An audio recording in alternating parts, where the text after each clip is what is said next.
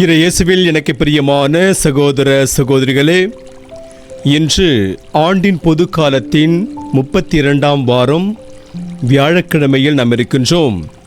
இந்த நாள் உங்களுக்கு இனிய நாளாக அமைய வாழ்த்துகிறேன், ஜெபிக்கின்றேன். இன்றைய இறைவார்த்தை சிந்தனைகளுக்கு நாம் கவனமுடன் செவி கொடுப்போம். சாலமோனின் ஞான நூலிலிருந்து வாசகம். அதிகாரம் 7, இறை வார்த்தைகள் 22 மற்றும் அதிகாரம் 8 1 முடிய. ஞானம் ஆற்றல் கொண்டது, அவ்வாற்றல் அறிவுடையது, தூய்மையானது, தனித்தன்மை வாய்ந்தது, பலவகைப்பட்டது, நுண்மையானது, உயிரோட்டம் உள்ளது, தெளிவு மிக்கது, மாசுபடாதது, வெளிப்படையானது, கேடுறாதது, நன்மையை விரும்புவது, கூர்மையானது, ஞானம், எதிர்க்க முடியாதது, நன்மை செய்வது, மனித நேயம் கொண்டது, நிலை பெயராதது, உறுதியானது, வீண் கவலை கொள்ளாதது, எல்லாம் வல்லது, எல்லாவற்றையும் பார்வையிடுவது, அறிவும் தூய்மையும் நுண்மையும் கொண்ட எல்லா உள்ளங்களையும் ஊடுருவி செல்வது ஞானம். அசைவுகள் எல்லாவற்றையும் விட மிக விரைவானது, அதன் தூய்மையினால் எல்லாவற்றிலும் நிரம்பி நிற்கிறது, எல்லாவற்றையும் ஊடுருவி செல்கிறது. ஞானம் கடவுளின் ஆற்றலிலிருந்து புறப்படும் ஆவி, எல்லாம் வல்லவரின் மாட்சியிலிருந்து எழும் தூய வெளிப்பாடு. எனவே மாசுபட்டது எதுவும் அதனுள் நுழைய முடியாது. ஞானம் என்றுமுள்ள ஒளியின் சுடர், கடவுளது செயல்திறனின் கரைப்படியா கண்ணாடி, அவருடைய நன்மையின் சாயல். ஞானம் ஒன்றே என்றாலும் எல்லாம் செய்ய வல்லது, தான் மாறாது, அனைத்தையும் புதுப்பிக்கிறது. தலைமுறை தோறும் தூய ஆன்மாக்களில் நுழைகிறது, அவர்களை கடவுளின் நண்பர்கள் எனவும் இறைவாக்கினர்கள் எனவும் ஆக்குகிறது. ஞானத்தோடு வாழ்கிறவர்கள் மீது அன்பு செலுத்துவது போல வேறு எதன் மீதும் கடவுள் அன்பு செலுத்துவதில்லை. ஞானம் கதிரவனை விட அழகானது, விண்மீன் கூட்டத்தினும் சிறந்தது, ஒளியை காட்டிலும் மேலானது, இரவுக்கு பகல் இடம் கொடுக்கிறது. ஆனால் ஞானத்தை தீமை மேற்கொள்ளாது. ஞானம் 1 கோடி முதல் மறு கோடி வரை ஆற்றலோடு செல்கிறது, எல்லாவற்றையும் முறையாக ஒழுங்குபடுத்துகிறது. ஆண்டவரின் அருள்வாக்கு. இறைவனுக்கு நன்றி. திருப்பாடல் 119. பல்லவி. ஆண்டவரே, என்றென்றைக்கும் உள்ளது உமது வாக்கு. ஆண்டவரே, என்றென்றைக்கும் உள்ளது உமது வாக்கு, விண்ணுலகைப் போல் அது நிலைத்துள்ளது. தலைமுறை தலைமுறையாய் உள்ளது உமது வாக்கு பிறழாமை. நீர் பூவுலகை உறுதியாய் இருக்க செய்தீர், அது நிலை பெற்றுள்ளது. பல்லவி. ஆண்டவரே, என்றென்றைக்கும் உள்ளது உமது வாக்கு. உம் ஒழுங்குமுறைகளின்படியே அனைத்தும் இன்று வரை நிலைத்துள்ளது. ஏனெனில் அவை உமக்கு ஊழியம் செய்கின்றன. உம் சொற்களை பற்றிய விளக்கம் ஒளி தருகின்றது. அது பேதைகளுக்கு நுண்ணறிவு ஊட்டுகிறது. பல்லவி. ஆண்டவரே, என்றென்றைக்கும் உள்ளது உமது வாக்கு. உம் ஊழியன் மீது உமது முக ஒளி வீச செய்யும். உம் விதிமுறைகளை எனக்கு கற்பித்தருளும். உயிர் பிழைத்து நான் உம்மை புகழ்வேனாக. உம் நீதி நெறிகள் எனக்கு துணை புரிவனவாக. பல்லவி. ஆண்டவரே, என்றென்றைக்கும் உள்ளது உமது வாக்கு. அல்லேலூயா, அல்லேலூயா. நானே திராட்சை கொடி, நீங்கள் அதன் கிளைகள். ஒருவர் என்னுடனும் நான் அவருடனும் இணைந்திருந்தால் அவர் மிகுந்த கனி தருவார் என்கிறார் ஆண்டவர். அல்லேலூயா. ஆண்டவரே, நற்செய்தியை தகுந்த விதத்தில் எடுத்து சொல்ல என் உள்ளத்தையும் உதட்டையும் தூய்மையாக்கும். ஆண்டவர் உங்களோடு இருப்பாராக, உம் ஆன்மாவோடும் இருப்பாராக. தூய லூக்கா எழுதிய பரிசுத்த நற்செய்தியிலிருந்து வாசகம். ஆண்டவரே, மாட்சி உமக்கே. லூக்கா நற்செய்தி அதிகாரம் 17, இறை வார்த்தைகள் 20 25 முடிய. அக்காலத்தில் இறையாட்சி எப்போது வரும் என்று பரிசேயர் இயேசுவிடம் கேட்டனர். அவர் மறுமொழியாக, இறையாட்சி கண்களுக்கு புலப்படும் முறையில் வராது. இதோ இங்கே அல்லது அதோ அங்கே என சொல்ல முடியாது. ஏனெனில் இறையாட்சி உங்கள் நடுவேயே செயல்படுகிறது என்றார். பின்பு அவர் சீடர்களை நோக்கி கூறியது, ஒரு காலம் வரும், அப்போது மானிட மகனுடைய நாள்களில் ஒன்றையாவது காண நீங்கள் ஆவலாயிருப்பீர்கள், ஆனால் நீங்கள் காண மாட்டீர்கள். அவர்கள் உங்களிடம் இதோ அங்கே அல்லது அதோ அங்கே என்பார்கள். ஆனால் நீங்கள் போக வேண்டாம், அவர்களை பின்தொடரவும் வேண்டாம். வானத்தில் மின்னல் ஒரு பக்கத்திலிருந்து மறுபக்கம் வரைக்கும் பளீரென மின்னி ஒளிர்வது போல மானிட மகனும் தாம் வரும் நாளில் தோன்றுவார். ஆனால் முதலில் அவர் பல துன்பங்கள் பட்டு இந்த தலைமுறையினரால் உதறி தள்ளப்பட வேண்டும். ஆண்டவரின் அருள்வாக்கு. கிறிஸ்துவே, உமக்கு புகழ். நற்செய்தி வாக்கினால் என்னுடைய பாவங்கள் அகல்வதாக. ஆமென். என்றென்றைக்கும் உள்ளது உமது வாக்கு. இயேசுவில் எனக்கு பிரியமான சகோதர சகோதரிகளே, குடிகாரனை திருமணம் செய்து கொண்டதால் செல்வியின் வாழ்க்கை ஒவ்வொரு நாளும் கண்ணீரோடுதான் கடந்தது.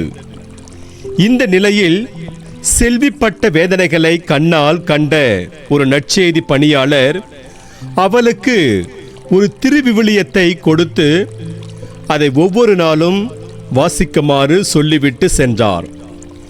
செல்வி தனக்கு கொடுக்கப்பட்ட திருவிவிலியத்தை வாசிக்கத் தொடங்கினாள். அதில் வந்த ஒவ்வொரு வார்த்தையும் அவளது உள்ளத்தை தொட்டதால் அது அவளுக்கு மிக பெரிய ஆறுதலாக இருந்தது.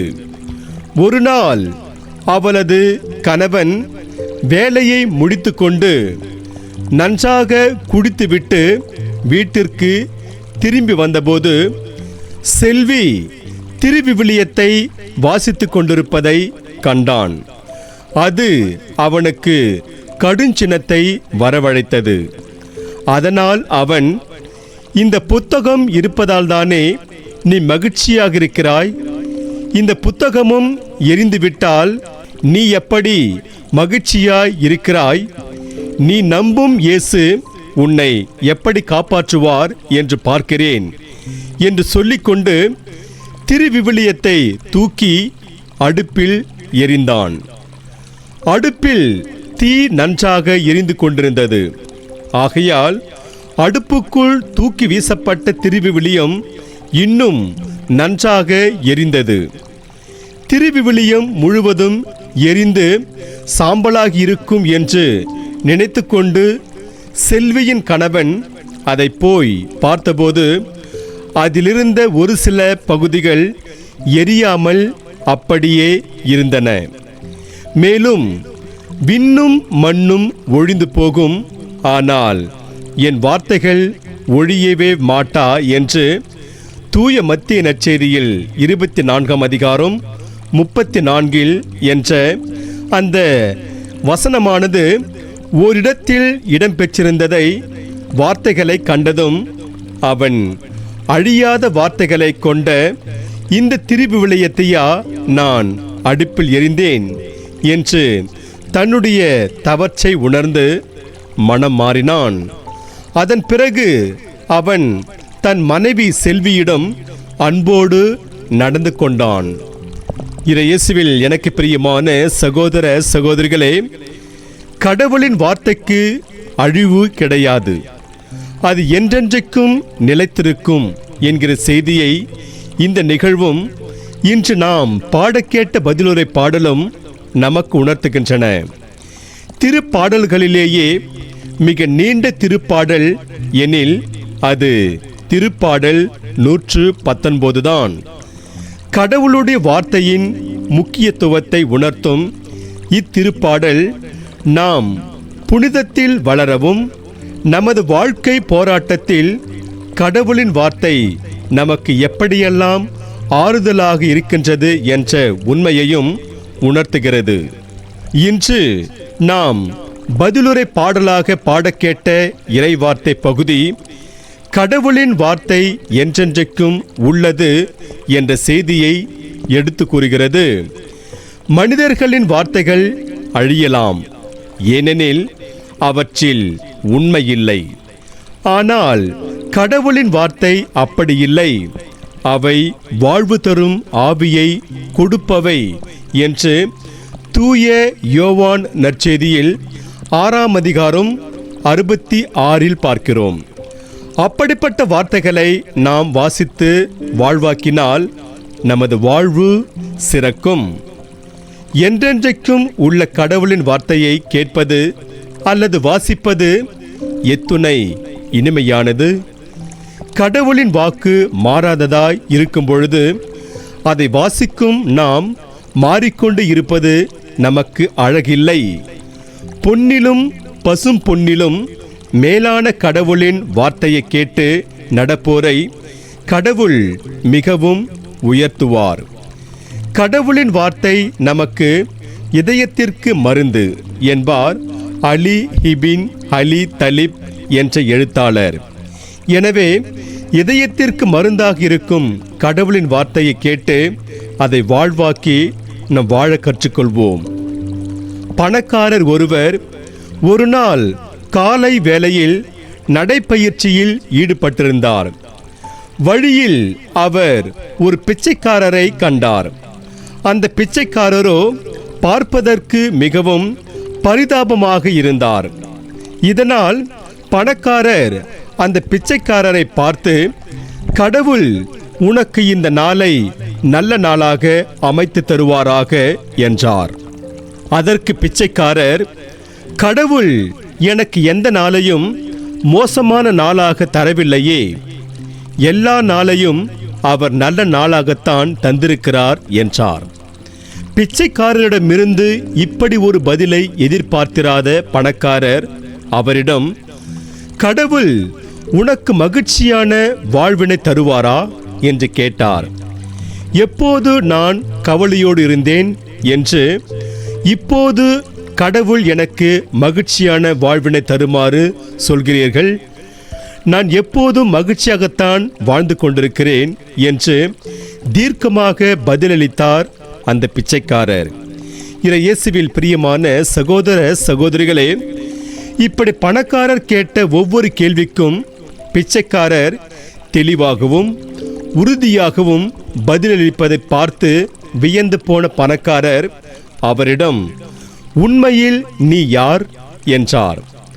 நான் அரசன் என்று பிச்சைக்காரர் பதிலளித்ததும், அரசரா, எங்கே நீ ஆட்சி செய்கிறாய் என்று பணக்காரர் அவரை பார்த்து ஏளனமாக கேட்டபோது, என்னுடைய உள்ளத்தில் என்று பிச்சைக்காரர் மிக உறுதிப்பட சொன்னார். ஆம், நமது உள்ளத்தில் இறைவனை குடியமர்த்தி அங்கே அவரை ஆட்சி செலுத்திவிட்டால் அதுவே இறையாட்சி. இன்றைய நற்செய்தியில் இயேசு இறையாட்சி உங்கள் நடுவேயே செயல்படுகிறது என்கிறார். இறையாட்சி எப்போது வரும் என்று பரிசேயர்கள் இயேசுவை பார்த்து கேட்கின்ற கேள்வியோடு இன்றைய நற்செய்தி வாசகம் தொடங்குகிறது. இயேசு தாம் செய்த அரும் அடையாளங்கள், வல்ல செயல்கள் போன்றவற்றின் மூலம் இறையாட்சி வந்துவிட்டது என்பதை மிக தெளிவாக உணர்த்தினார். தூய மத்திய நற்செய்தியில் 12ஆம் அதிகாரம் 28. ஆனால் பரிசேயர்கள் அதை ஏற்றுக்கொள்ளவும் இல்லை, நம்பவும் இல்லை. பரிசேயர்களை பொறுத்தளவில் மெசியா என்பவர் தங்களை அடக்கி ஆண்டு கொண்டிருந்த ரோமையர்களின் ஆட்சியை முறியடித்து தன் ஆட்சியை நிறுவுவார் என்று எதிர்பார்த்தார்கள்.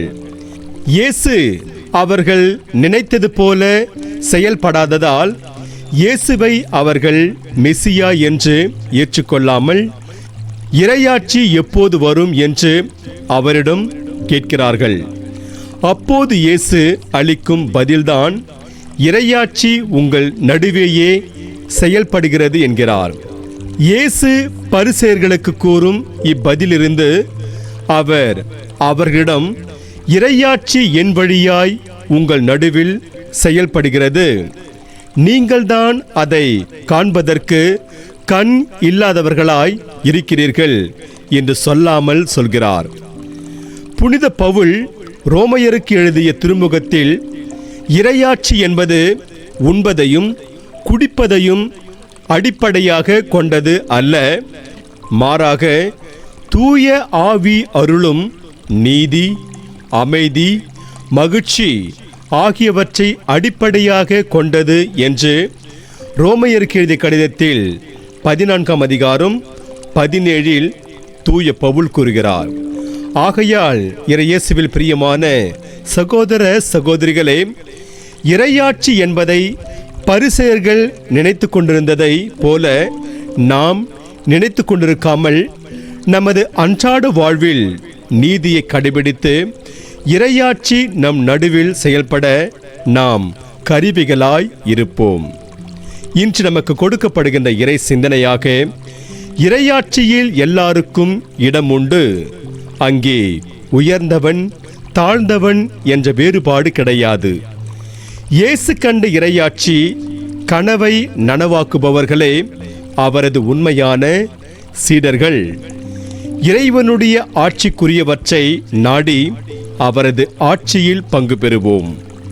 இன்று நமக்கு கொடுக்கப்படுகின்ற இறை வார்த்தையாக, இறையாட்சி பேச்சில் அல்ல செயல்பாட்டில்தான் இருக்கிறது என்று தூய பவுல் முதல் கொரிந்தியருக்கு எழுதிய புத்தகத்தில் 4ஆம் அதிகாரம் 20 கூறுகிறார். எனவே இறையேசுவில் பிரியமான சகோதர சகோதரிகளே, நாம் இறையாட்சிக்குரிய செயல்களை ஈடுபட்டு இறையருளை நிறைவாக பெறுவோம். இறைவன் உங்கள் அனைவரையும் நிறைவாக ஆசீர்வதிப்பாராக. ஆமென்.